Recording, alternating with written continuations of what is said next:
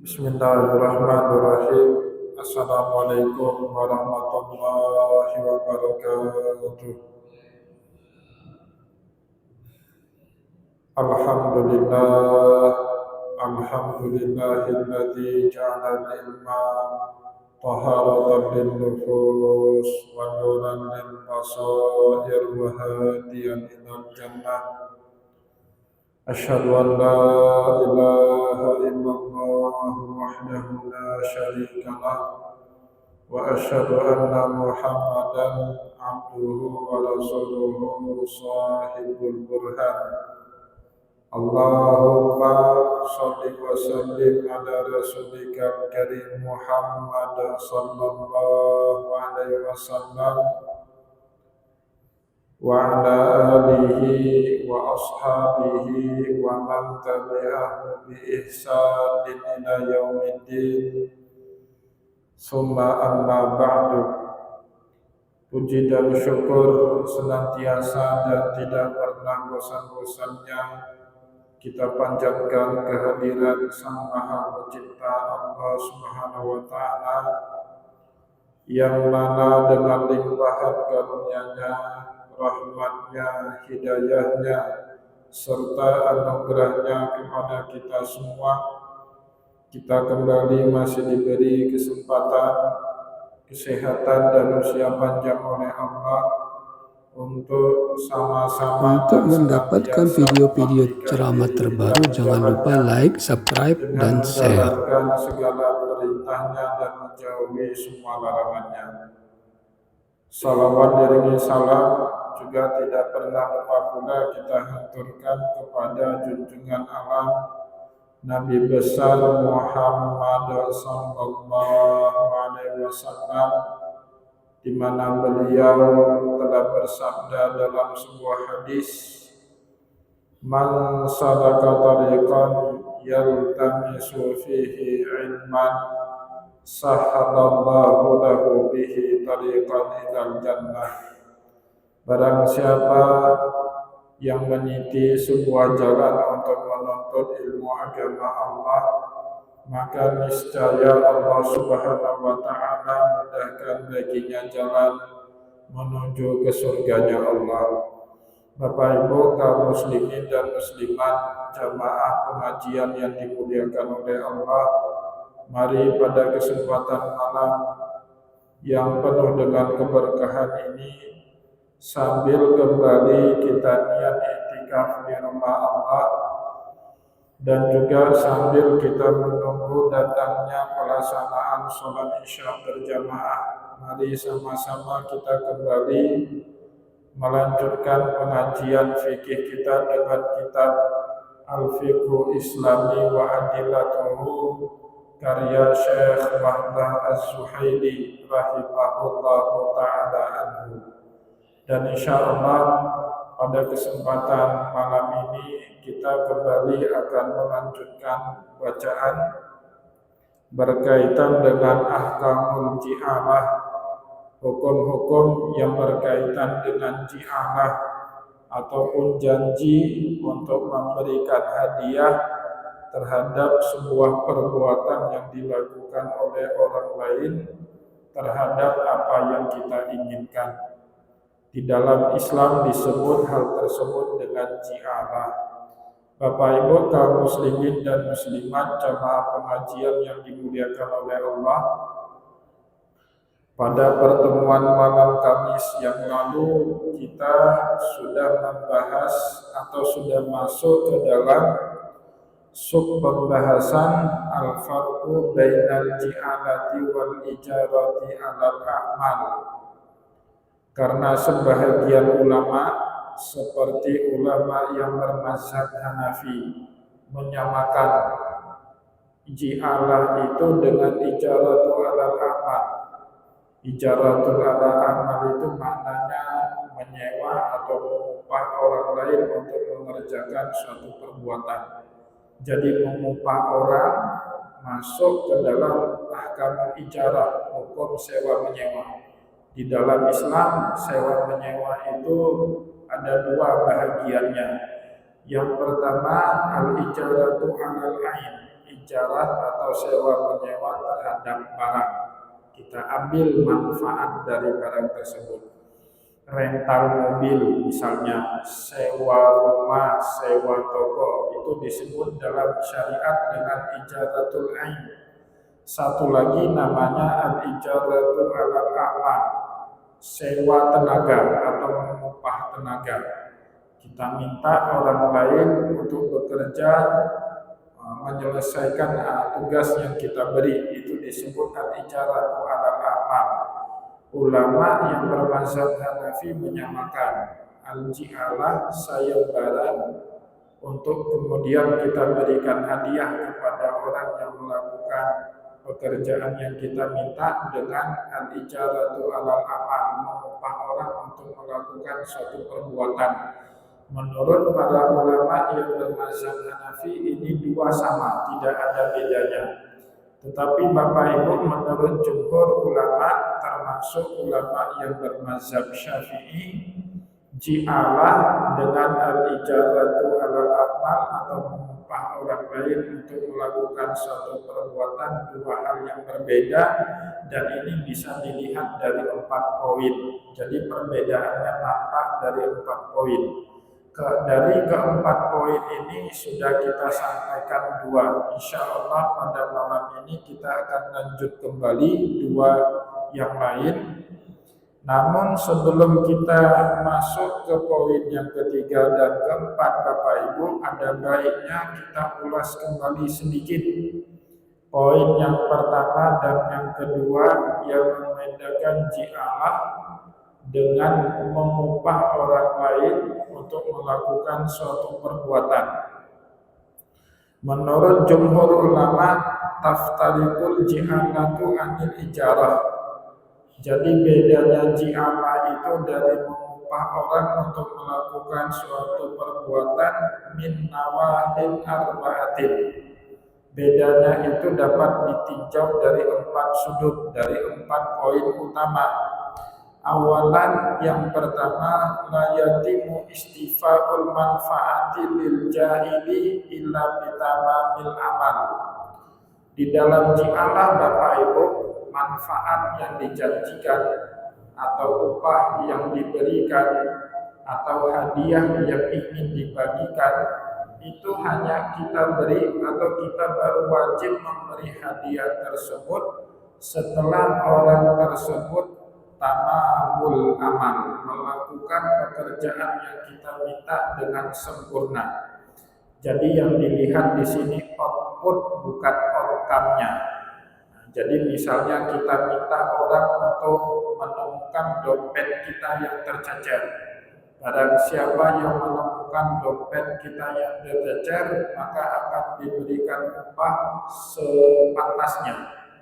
Maka kita tidak punya kewajiban memberikan upah sepantasnya sampai dompet yang kita maksud itu ketemu dengan isi-isinya dikembalikan kepada kita. Ini berbeda dengan halnya kita upah orang, Bapak Ibu. Kita upah misalnya detektif swasta untuk mencari dompet kita yang tercecer, kontraknya 1 bulan. Itu dapat atau tidak dapat, kita sudah wajib membayar upah orang tersebut. Dengan makna lain, al-ijaratu alal amal, mengupah orang lain hanya dilihat outcome-nya. Asal dia sudah melakukan pekerjaan, terlepas hasilnya ketemu atau tidak ketemu, kita sudah wajib membayar upah orang tersebut. Tetapi Bapak Ibu, ji'alah harus ketemu dulu. Kalau tidak ketemu, kita tidak punya kewajiban untuk memberikan hadiah apapun kepada orang yang kita janjikan tersebut. Itu bedanya yang pertama ya. Kalau untuk lebih mudah diingat, ji'alah yang diminta adalah output, al-ijaratu alal amal yang diminta adalah outcome. Itu pembeda yang pertama. Bapak Ibu kaum muslimin dan muslimat jamaah pengajian yang dimuliakan oleh Allah. Yang kedua, sanian innal ji'alata aqdun yahtamilu fihal gharar. Di dalam akad ji'alah dibolehkan adanya gharar. Gharar itu ketidakjelasan atau ketidakpastian. Itu suatu hal yang tak terhindar. Tetapi karena ghararnya tidak berdampak masif, dan ada kemaslahatan di balik akad ji'alah tersebut, maka hal ini dibenarkan di dalam syariat. Sama seperti yang sudah kita bahas yang lalu Bapak Ibu dengan akad salam. Di dalam Islam ada yang disebut dengan akdus salam, jual beli dengan cara salam. Padahal sebenarnya transaksi jual beli dalam Islam ada barang, ada uang sebagai pengganti barang. Tetapi dalam hal tertentu kadang-kadang Bapak Ibu pelaku usaha tidak bisa menyediakan barang kecuali setelah kita bayar harga. Jadi harga barang tersebut sekaligus dijadikan oleh produsen sebagai modal untuk memproduksi barang. Ada orang buka furniture Bapak Ibu buat lemari. Kita datang ke situ karena dengar dari banyak orang itu jago, ahli buat furniture. Kita datang minta buatkan lemari seperti spek yang kita inginkan. Tapi orang ini tidak punya modal untuk produksi lemari seperti yang kita inginkan. Itu modalnya saja 15 juta rupiah misalnya. Maka boleh di dalam Islam kita bayar di depan, dengan syarat semuanya harus jelas di depan. Ini speknya bagaimana, ukurannya apa, warna lemarinya bagaimana, terus kapan deadline penyelesaiannya, pembayarannya lunas di depan atau DP dulu, kemudian setelah selesai baru pelunasan di akhir. Itu semua harus jelas. Nah, walaupun ini menyalahi prinsip jual beli, tetapi karena ada kemaslahatan dibenarkan di dalam syariat. Ya, sebagaimana bolehnya akad salam di dalam syariat Bapak Ibu, maka juga di dalam syariat dibolehkan ji'alah meskipun di situ ada gharar. Ya, apa ghararnya tadi? Dalam ji'alah boleh ada gharar sedikit, ketidakjelasan, ketidakpastian. Dalam contoh yang kita angkat tadi misalnya, kita minta atau kita umumkan sayembara, barang siapa yang menemukan dompet saya yang tercecer, maka akan diberikan hadiah sepantasnya. Kata sepantasnya di situ tidak pasti, tidak jelas berapa sepantasnya. Mungkin sepantasnya sama dia beda dengan sepantasnya sama kita. Dalam hitungan kita sepantasnya 100.000, dalam hitungan dia 500.000. Nah, tapi itu dibolehkan dalam akad ji'alah, dalam akad ijarah, sewa menyewa atau mengupah orang lain tidak boleh Pak. Nah, kita minta orang lain tukang misalnya buat rumah kita, ya, borongan. Ini nanti kalau kamu buat tiang masjid ini borongan, saya akan upah kamu sepantasnya. Ya boleh. Bisa berantem belakang itu tukang dengan mandor. Ya, jadi bisa berantem. Sudah jelas saja Pak, bisa berantem dalam dunia pertukangan. Ya, apalagi kalau tidak jelas. Ya, lebih lagi bisa menyebabkan konflik. Ya, di kemudian hari antara si pemberi sewa dengan orang yang menyewa, antara orang yang kita upah dengan orang yang diberi upah. Maka oleh sebab itu di dalam akad ji'alah dibolehkan ada gharar di dalamnya, tetapi di dalam ijaratu 'alal amal saat kita mengupah orang lain tidak boleh ada unsur gharar di dalamnya, karena itu akan menyebabkan ketidakpastian yang akan berakhir kepada konflik ataupun sengketa di kemudian hari. Bapak Ibu kaum muslimin dan muslimat jamaah pengajian yang dimuliakan oleh Allah, salisan yang ketiga, poin yang ketiga, bedanya ji'alah dengan ijaratu 'alal amal. La yajuzu ishtiratu taqdimil ujrati fil ji'alati bi khilafil ijarati. Tidak boleh Orang yang ikut sayembara dalam akad jialah mensyaratkan hadiah diberi di muka. Beda halnya dengan mengupah orang lain, boleh di muka. Ya, misalnya kita tadi kasih contoh, barang siapa kita buat iklan di televisi atau di radio, barang siapa yang menemukan dompet saya yang tercecer di wilayah pasar Ulai Karing, maka akan diberikan hadiah sepantasnya. Tiba-tiba ada orang menjumpai kita, dia kemudian berkata, Pak, insya Allah saya sanggup mencari dompet Bapak sampai ketemu, tapi tolong bayar upah sepantasnya itu sekarang. Nah, itu tidak boleh dalam akad ji'alah, tidak boleh. Tetapi dalam al-ijaratu alal a'mal, mengupah orang lain boleh dapat. Kalau kita minta orang lain bekerja untuk kita, misalnya bersihkan rumah, apalagi sekarang di Banda Aceh saya dengar Pak sudah ada itu ya, seperti kota-kota besar lain, jasa pembersihan rumah sudah ada di Banda Aceh. Kalau dulu kita bisa bersihkan sendiri, atau kalau nggak sanggup bisa minta bantu saudara, atau nggak sanggup juga minta bantu tetangga. Kalau sekarang sudah ada ya, jasa membersihkan rumah. Tandanya apa? Banda Aceh sudah hampir seperti kota metropolit. Ciri-ciri kota metropolit, Bapak Ibu, interaksi sosialnya sudah mulai kurang. Sehingga untuk bersihkan rumah pun minta outsourcing pihak ketiga untuk membersihkannya, bayar kemudian ya. Atau bahkan Bapak Ibu, saya baru dengar 1-2 minggu yang lalu, tidak usah saya sebut nama kampungnya di Banda Aceh, di Banda Aceh Bapak Ibu, meninggal dunia salah satu dari kedua orang tua di rumah tersebut. Nah, si mayit tidak dimandikan sama orang kampung, Bapak Ibu, dibawa ke rumah sakit Zainal Abidin untuk dimandikan.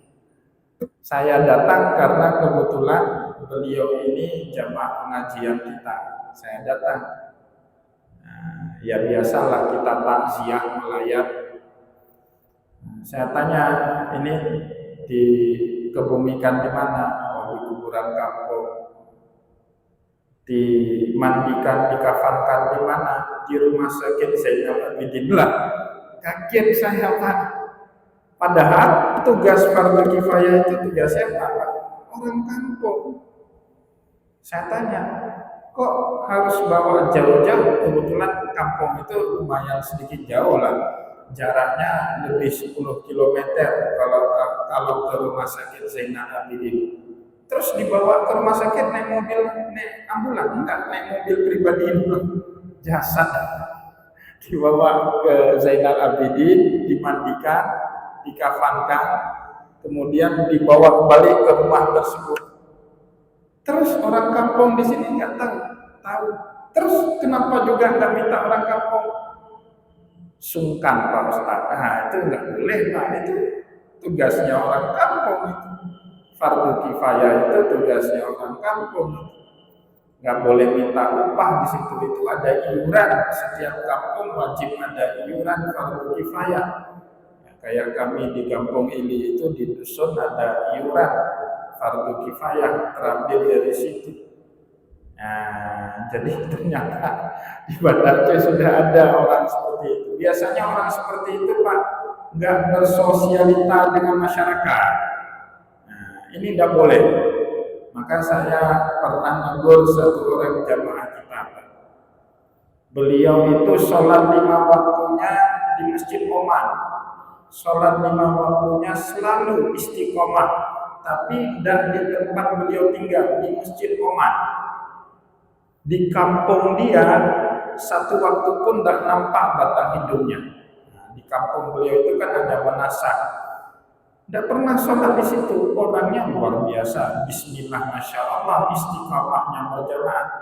Tapi tidak pernah di kampung dia berjamaahnya. Berjamaahnya di Masjid Oman. Padahal beliau itu kalau ke Masjid Oman melangkahi 3-4 kampung Pak. jauh, tapi tetap sholat 5 waktu di Masjid Umat. Sampai satu hari saya tegur, saya panggil beliau, Bang, nanti kira-kira kalau abang meninggal dunia, yang mandikan, yang mengkafankan jasad abang itu jamaah umat atau masyarakat di kampung tempat abang tinggal? Sebenarnya itu. Oh ya, di orang kampung. Nah, kalau bapak abang bilang itu, nggak mungkin orang kampung mau memandikan, mau mengkafankan jenazah abang. Sekali waktu pun tidak nampak sholat 5 waktunya di Manasah. Terus bagaimana Pak Ustaz? Ya, dari 5 waktu, 3 waktu sholat di kampung, 2 waktu lagi ke Oman, tidak masalah. Alhamdulillah sekarang nggak istiqomah lagi sholat di Oman. Nggak boleh itu Pak, itu wajib. Ya, bahkan ada juga pengurus masjid di sini, orang Ili, saya tegur, nggak pernah nampak di masjid Ili. Saya bilang nggak boleh, harus nampak, karena kamu waktu meninggal dunia yang ngurus bukan BKM Masjid Baitul Sholihin oleh Karim, tetapi yang ngurus jasadmu, yang memandikan itu orang kampung Ili. Saya bilang harus 1 atau 2 waktu harus dialokasikan sholat di masjid kampung. Ya, jadi Bapak Ibu, itu penting supaya kita tahu siapa yang bertanggung jawab apa untuk mengerjakannya. Ya. Jadi fardu kifayah itu nggak tanggung jawab rumah sakit.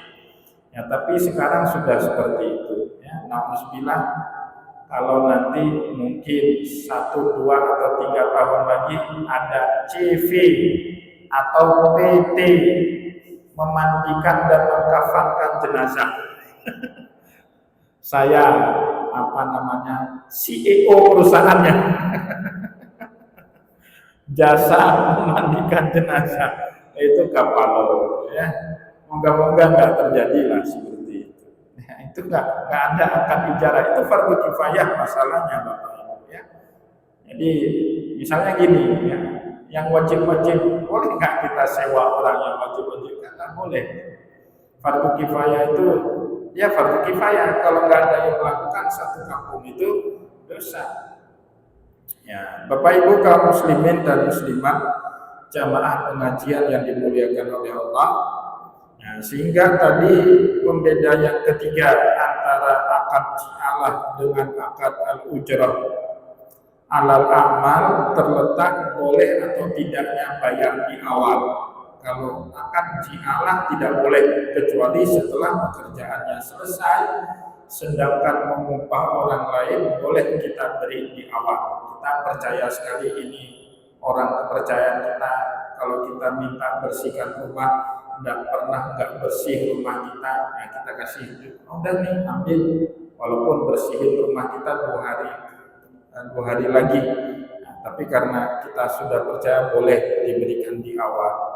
Rabi'an, yang keempat, pembeda antara akad ji'alah dengan akad upah terhadap orang lain.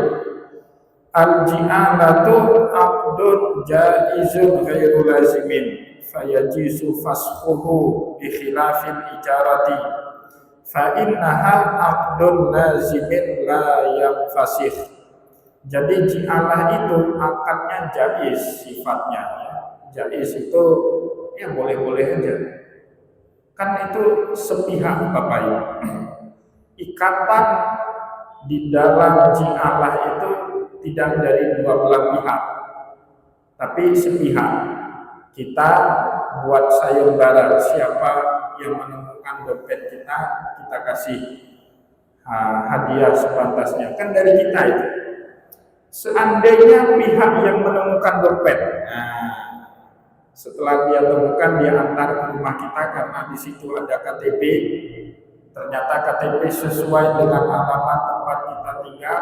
Setelah diantar, kita ambil duit 200.000, kita kasih kepada orang itu. Orang itu tidak mau terima. Udah, kenapa?